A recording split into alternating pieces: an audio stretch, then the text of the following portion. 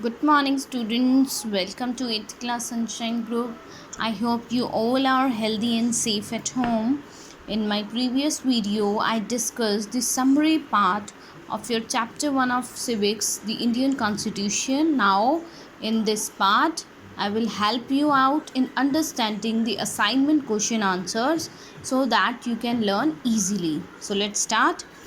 So let's start with our first question. Our first question in this is write the full form of INC.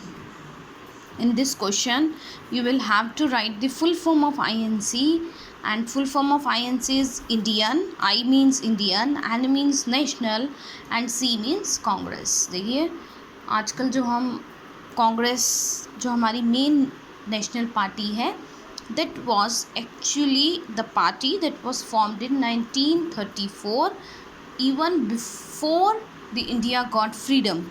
So actually earlier that name was Indian National Congress. All right, next question is explain the purpose of constitution. See, in first assignment we will discuss only the one purpose of constitution. So constitution tells us what the fundamental nature of our society is. Constitution हमें ये बताता है कि हमारी society का क्या nature है. It means हमारी सोसाइटी जो है वो कैसी है. It is monarchy, it is democratic.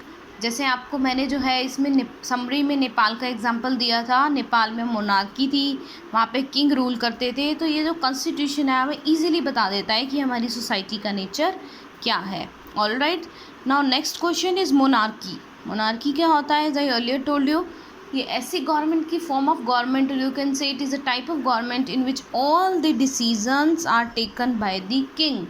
यानी कि यहाँ पे किंग और also you can say king and along with the king there are some group of ministers जो सब डिसीजंस लेते हैं. All right, name the country having monarchy in 1990.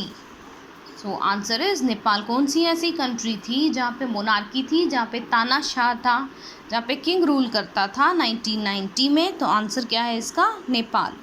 Next question is in which year Nepal finally become democratic. कौन से year में जो है Nepal democratic हुआ था, एक डेमोक्रेटिक कंट्री बना था?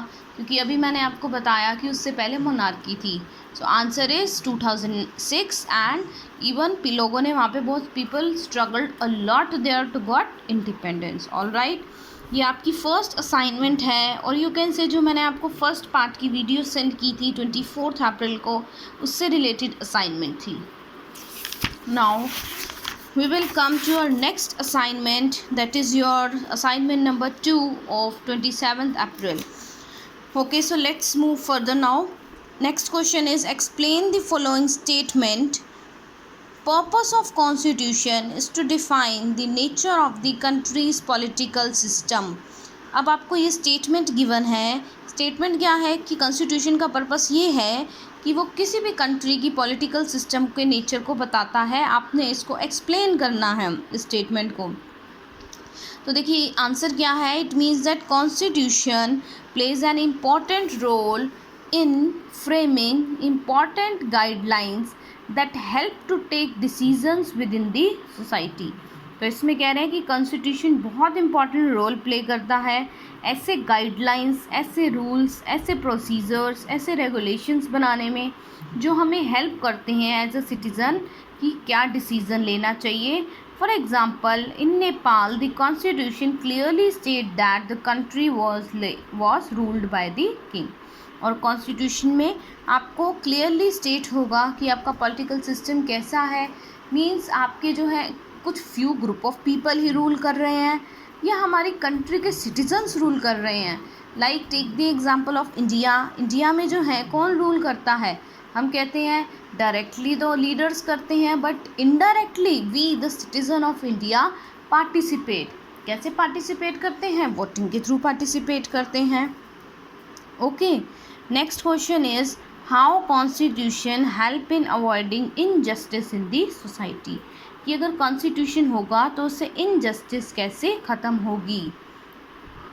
देखिए आंसर क्या है. Constitution often lags down rule it's not lag, it's lay, often lay down rules that protect against the misuse of power by the other our political leaders.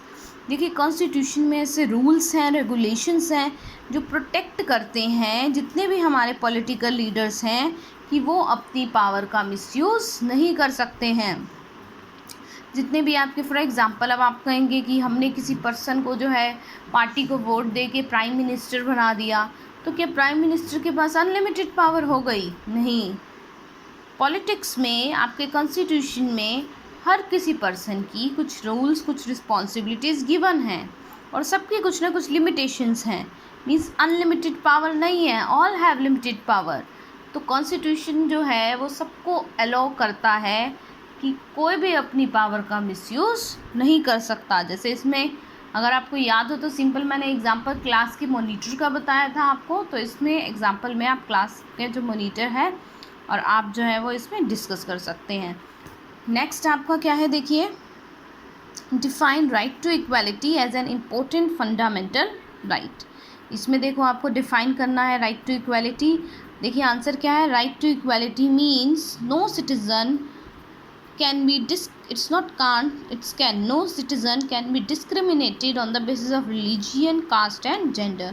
किसी भी पर्सन के साथ discrimination नहीं होगा, भेदभाव नहीं होगा। किसके बेसिस पे? रिलीजियन, उनकी जाति के, उनके जो है जो वो रिलीजन फॉलो करते हैं, कास्ट उनकी जाति के बेसिस पे, और जेंडर यानी कि मेल और female. All are equal in the eyes of law, law के सामने सब क्या है? इक्वल हैं। All right, now next question is write the important function of the constitution। अब फंक्शन बताना है तो देखिए क्या है, a constitution ensures that that majority do not use its power against the minority। सबसे पहले तो वो ये देखता है कि मेजॉरिटी कहीं अपनी पावर का मिसयूज़ तो नहीं कर रही है माइनॉरिटी पे। Second, it also ensures that demands and opinions of the minority should be voiced। It means वो ये भी देखना है कि अगर माइनॉरिटी